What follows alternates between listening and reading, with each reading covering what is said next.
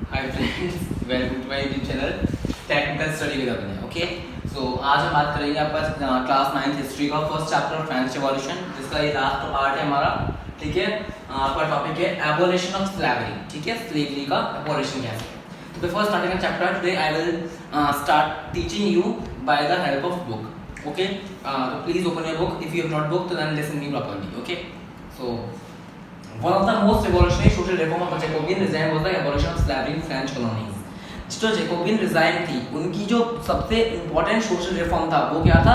उन्होंने स्लेवरी को एबॉलिशन कर दिया। मतलब जो स्लेवरी है, ठीक है, स्लेवरी मतलब जो नौकरों का जो व्यापार होता है उसने रिमूव कर दिया था। ठीक है, जो कॉलोनीज थी कैरेबियन में कॉलोनीज थी, उन कॉलोनीज को बताते थे मार्टिनिक, ग्वाडलूप एंड सैन डोमिंगो। ठीक है, मार्टिनिक, ग्वाडलूप एंड सैन डोमिंगो, ये आपकी कॉलोनी, ये आपकी कैरेबियन की कॉलोनीज थी। और इन तीनों कॉलोनीज के ये नाम है, आपको तो नाम अजीब लगेंगे लेकिन ये इंपॉर्टेंट नाम है। ठीक है, जो तीनों कॉलोनीज थी वर इंपॉर्टेंट सप्लायर ऑफ कमोडिटीज जैसे tobacco, Indigo, sugar and coffee. यहाँ से आपके टोबैको, कॉफी, शुगर और कह सकते हैं इंडिगो, ये सब सप्लाई होते थे। ठीक है, सप्लायर थे तीनों के।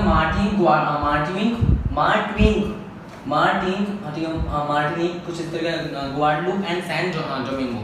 ठीक है, ये कहते हैं इंपॉर्टेंट सप्लायर थे आपके। बट हाँ, टोबैको के, इंडिगो के, शुगर के और कॉफी के। But Europeans of Europeans to go and work in different.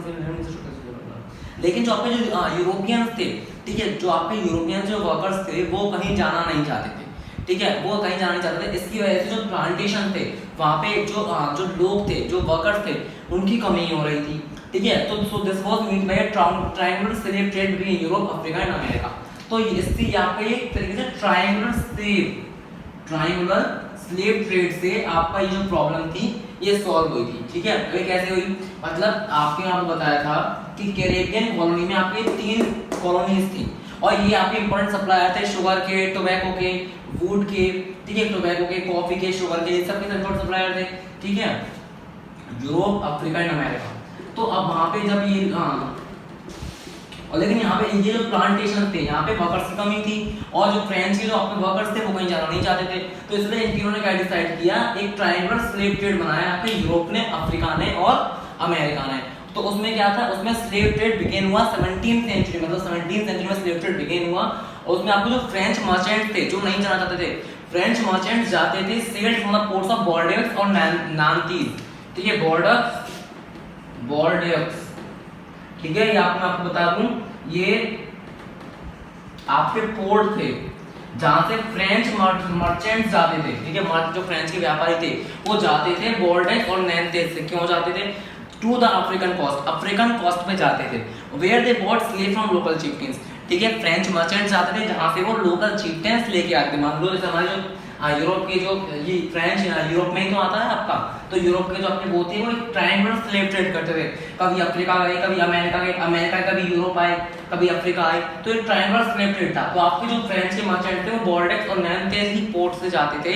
ठीक है, ये आपको नहीं पूछा सकते हैं बॉर्डेक्स और नैंतेज। ठीक है, तो ये जो लोग जाते थे अफ्रीकन कोस्ट पे जहां से वो स्लेव्स लाते थे फ्रॉम लोकल चीफ्टेंस। ठीक है, यहाँ के जो लोकल चीफ्टेंस थे, मतलब मालिक थे, वहां से वो स्लेव्स लेके आते थे। ये लोग ब्रांडेड होते थे और स्लेव्स थे, जो नौकर थे, वो पैक करते थे उनको शिप्स फॉर 3 मंथ लॉन्ग। उनको स्लेव्स को पैक करते थे पिन्नी से। सोचिए आप, उनको सांस लेने की जगह छोड़ दी जाती थी। ठीक है, स्लेव्स पर pack tightly into ships for 3 month, 3 महीने की लॉन्ग वॉयज होती थी। ठीक है आपकी, और they were sold to plantation owners, और उनको प्लांटेशन ओनर्स को बेच दिया जाता था। जहां प्लांटेशन की कमी होती थी, जो प्लांटेशन वर्कर्स थे उनकी कमी होती थी, तो इसलिए जो प्लांटेशन ओनर्स थे उनको वो बेच दिया जाता था। The exploitation of slave labour made it possible to meet the growing demand in Europe market for sugar, coffee and indigo. और इस तरीके से आपको जो एक्सप्लॉयटेशन था स्लेव लेबर का, इससे क्या हुआ, इससे जो प्रॉब्लम्स थी, जो स्लेव लेबर की प्रॉब्लम थी, स्लेवरी की प्रॉब्लम हो गई थी, वो आपकी खत्म हो गई थी। और जो भी डिमांड बढ़ रही थी यूरोप के मार्केट्स में शुगर, कॉफी और इंडिगो की, मतलब ये चीज तो थी लेकिन इनको प्रोड्यूस करने के लिए नौकर नहीं थे। तो इसमें फ्रेंच मर्चेंट्स बॉर्डेक्स और नैंतेज पोर्ट से आपके अफ्रीका और अमेरिका जाते थे और वहां से मर्चेंट और वहां से आपके लोकल चीफ्टेन से जो स्लेव्स थे उन्हें लेके आते थे। ठीक है, जिसकी वजह से आपकी जो डिमांड थी वो पूरी हो पा रही थी। सिंपल सी बात, पोर्ट सिटीज लाइक बॉर्डेक्स और नैंतेज, और जो बॉर्डेक्स और नैंतेज थे इनकी भी इकोनॉमिक प्रॉस्पेरिटीज बढ़ गई थी क्योंकि ये स्लेव ट्रेड को बढ़ावा दे रहे थे। ठीक है, अब थोड़ा सा आप देखते हैं, मैं आपको ये समझाया। अब बात करते हैं throughout the 18th century there was little criticism of slavery in France. अब 18th सेंचुरी में फ्रांस को लेकर कुछ लिटिल क्रिटिसिज्म हुआ, ठीक है, मतलब लोग इनके खिलाफ होने लगे, स्लेवरी के खिलाफ। The National Assembly had long debates about whether the rights of man should be extended to all man subsequently there in colonies. तो नेशनल असेंबली, मैं आपको बता था नेशनल असेंबली जो बनी थी आपकी, तो नेशनल असेंबली थी जो आपकी कब बनी थी, हाँ 1971 में आपकी नेशनल असेंबली, सॉरी 1991 में आपकी नेशनल असेंबली बनी थी।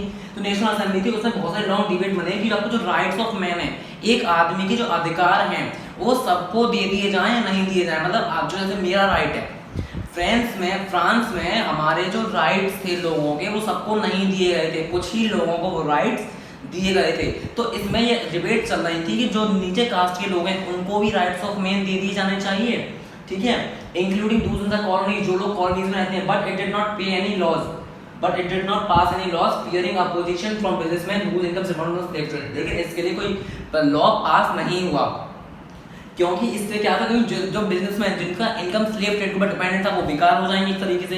तो it was finally the convention and invention in 1974 legislative free all slaves in the France. और 1794 में आपका 1794 में जो राइट्स ऑफ मैन थे वो सबको दे दिए गए थे अपने सारे स्लेव्स के पास। अभी खुद इच्छा थी वो जा भी सकते, नहीं भी जा सकते, ठीक है। जैसे मान लो हमें अफ्रीका के आए स्लेव यहाँ लेने अपना सामान यूरोप में, लेकिन यूरोप के स्लेव्स को अगर राइट है वो नहीं जाना चाहते तो वो मना साफ कर सकते हैं। और उससे पहले 1794 से पहले ये राइट नहीं था, ठीक है। लोग जो कॉलोनीज में रहते थे उनको जबरदस्ती जाना पड़ता था क्योंकि वो स्लेव्स थे और अपने मालिक के नौकर होते थे, ठीक है ना। तो इसलिए ही, लेकिन हाँ, तो this however turn out to be a short term measure. ये कुछ टाइम तक रहा।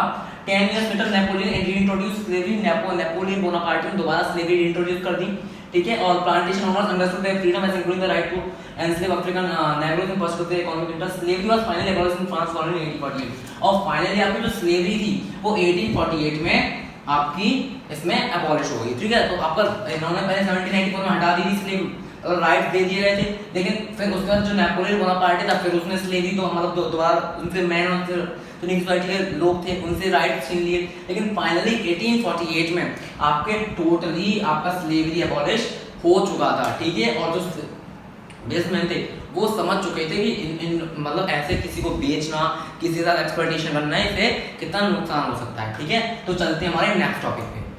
हाँ, तो मैंने आपको बताया एवोल्यूशन ऑफ स्लेवरी। स्लेवरी का मतलब समझ में आ गया, ट्रायंगुलर स्लेव ट्रेड था यूरोप, अफ्रीका और अमेरिका के बीच में, ठीक है। स्लेवरी किस तरीके से हटी, फिर रीइंट्रोड्यूस की गई आपकी नेपोलियन बोनापार्ट में, लेकिन फाइनली 1848 में आपकी जो स्लेवरी थी वो हट गई थी। बॉर्डेक्स और नैंथेस जहाँ से फ्रेंच मर्चेंट जाते थे अफ्रीका और अमेरिका जाते थे, वहाँ से वो स्लेव्स को लेके आते थे ताकि जो प्लांटेशन वर्कर्स थे वहाँ पर जो लोगों की कमी थी वो डिमांड कंप्लीट हो जाए, और शुगर, कॉफी, टोबैको, इन सब की जो डिमांड थी, जो प्लांटेशंस पे डिमांड थी वो कंप्लीट हो जाए, ठीक है। इस तरीके का मैंने आपको सब चीज़ बताया था, ठीक है। और आपको बताऊँ, लेकिन नेपोलियन बोनापार्ट ने दोबारा इंट्रोड्यूस कर दिया, ठीक है। अगर आपको कोई टॉपिक नहीं समझ में आया तो आप मुझसे पूछ लेना।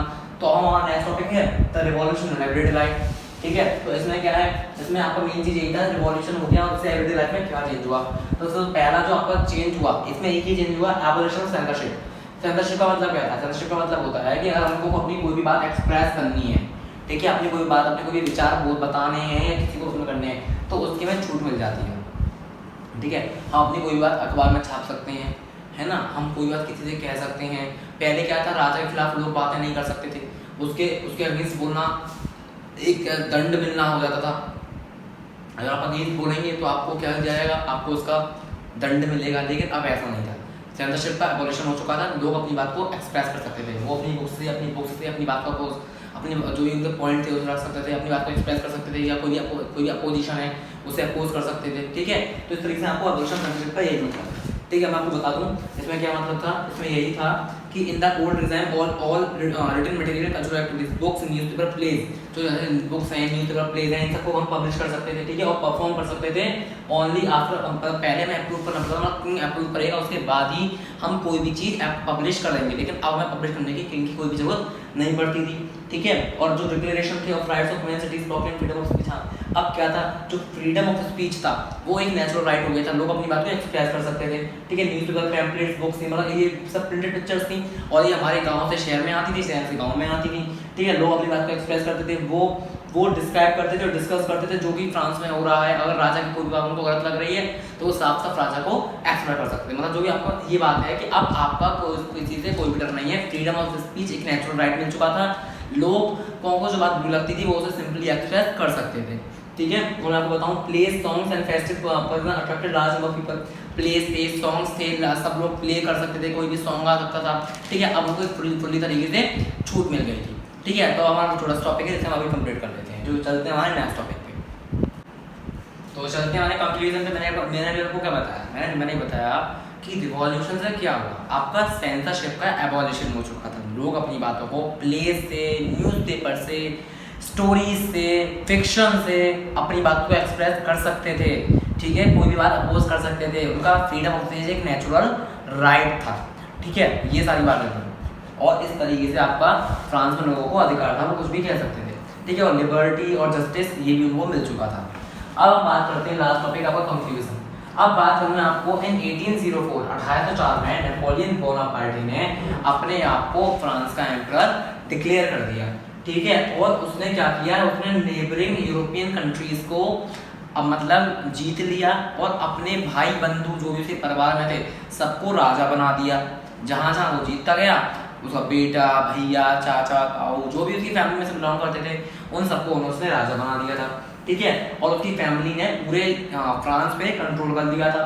नेपोलियन ने अपना रोल दिखाया एज अ मॉडर्नाइजर, मतलब वो एक मॉडर्नाइजर, मतलब जो फ्रांस को एक मॉडर्नाइज करेगा, उसकी थिंकिंग को चेंज करेगा। और उसने बहुत सारे लॉज बनाए, जैसे प्रोटेक्शन ऑफ प्राइवेट प्रॉपर्टी, उसने प्राइवेट प्रॉपर्टी का प्रोटेक्शन किया। उसने यूनिफॉर्म सिस्टम ऑफ वेट, मतलब वेट के यूनिफॉर्म सिस्टम रहेंगे, मतलब वेट जो वजन होता है उसके यूनिफॉर्म सिस्टम रहेंगे। कोई भी चीज़ नापने तोलने वाली होगी उसका उसने एक आकार दिया होगा। जैसे पहले लोग एक्सप्लोइटेशन करते थे लोगों का, लेकिन अब एक्सप्लोइटेशन नहीं होगा। साथ साथ उसने क्या किया, डेसिमल सिस्टम बनाया, उसने इंट्रोड्यूस किया डेसिमल सिस्टम। पता होगा आपको, मैथ में पढ़ते हैं ना डेसिमल्स, तो डेसिमल सिस्टम इंट्रोड्यूस किया। और उसने और मैनी शो नेपोलियन लिबरेटर। कुछ लोगों ने देखा नेपोलियन एक लिबरेटर है। नेपोलियन में क्या है, एक उत्साह बना हुआ है और वो फ्रांस को चेंज करना चाहता है एज अ लिबरेटर, जो क्या करे, जो लोगों को फ्रीडम देगा, ठीक है। लेकिन जब but soon the Napoleonic army came to be viewed everywhere as an invading force, लेकिन बाद में कोई करने लगा कि जो नेपोलियन की जो आर्मी है वो हमारे ही राज्य में खुद को ही इन्वेड, लोगों को मार रही है, उनके इन्वेड कर रही है, आक्रमण कर रही है, ठीक है। तो he was finally defeated Waterloo in 1850। और आपका जो वाटरलू हुआ था वाटरलू में 1850 में, वो डेफिनेटली हार गया। तो ये हम कह सकते हैं कि वो 14 साल तक आपका राजा रहा था, ठीक है। और उसके बाद अब many of his measures that guided launching ideas liberty not knows to the person. हाँ, लेकिन उसके जो कुछ मेजर्स थे, जो भी उसने जो कुछ आइडियाज थे जो उसके थे, मतलब उसने जो इंट्रोड्यूस किए वो आइडियाज बाद में भी काम करते रहे, लोग उस आइडियाज से इंस्पायर होते रहे। और फ्रांस का जो आपका रिवॉल्यूशन था वो एक तरीके से किसका रिवॉल्यूशन था, जो लिबर्टी का जो रिवॉल्यूशन था, वो आपका जस्टिस का जो रिवॉल्यूशन था, ठीक है। लोगों की जो एक्सप्लॉयटेशन है उसका जो रिवॉल्यूशन था वो एक तरीके से कहीं ना कहीं कम होता गया, लेकिन लोग उसकी बातों से बाद में इंस्पायर होते रहे। और आपके हम बात करें इंडिया में, आपके राजा राममोहन राय थे और आपके टिप्पू सुल्तान थे, जो वहाँ के आइडियाज़ को गेन कर रहे थे और इंडिया में अपनाने की कोशिश कर रहे थे, ठीक है। तो ये आपका चैप्टर कंप्लीट हो चुका है, ठीक है। इस चैप्टर में और कुछ भी नहीं है, ठीक है। और आपसे बोलूँगा, मैंने हिस्ट्री के फर्स्ट चैप्टर कंप्लीट कर दिया, अब मैं अपलोड करूँगा आपका ज्योग्राफी का first part, okay. So please मेरे ज्योग्राफी का पार्ट फर्स्ट भी देखना। If you have any doubt, have any question regarding this chapter or any part of the video, then you can ask me in the comment section. And please, if you like this video, then please share it, please press the bell icon, please like my video, please comment my video, okay, and please subscribe my YouTube channel Technical Study with Abhinay. And I am hoping to you are doing great, okay. And please don't waste your time in quarantine days. Use this time as a instrument, ठीक है, as a weapon. इस time को एक weapon की तरह use करिए, ठीक है। वीपन की तरह मतलब time is very precious, you know and I know, you know the students in this time are so bored and they don't want to study more because they don't know when will be the global pandemic will end. That's why they are so bored with their studies. That's why I have tried to make the videos very simple. I have tried to speak in Hindi that you can understand everything whatever I want to convey to you, okay. So it's my you can say nothing, it's just nothing, but I want to convey, so please watch my video, okay. And if you like this video, then please forward to your classmates, अगर आपको video अच्छी लगी है तो please forward कीजिए और time को ढंग से यूज़ कीजिए। पता है बच्चे बोर हो चुके हैं, लेकिन वीडियो देखना भी तो ज़रूरी है बेटा, पढ़ाई भी तो ज़रूरी होती है। तो इसलिए मैंने कोशिश की आपको ढंग से चैप्टर समझाऊँ, ठीक है। और मेरा आपकी यही बात है, stay home stay safe. Okay, thank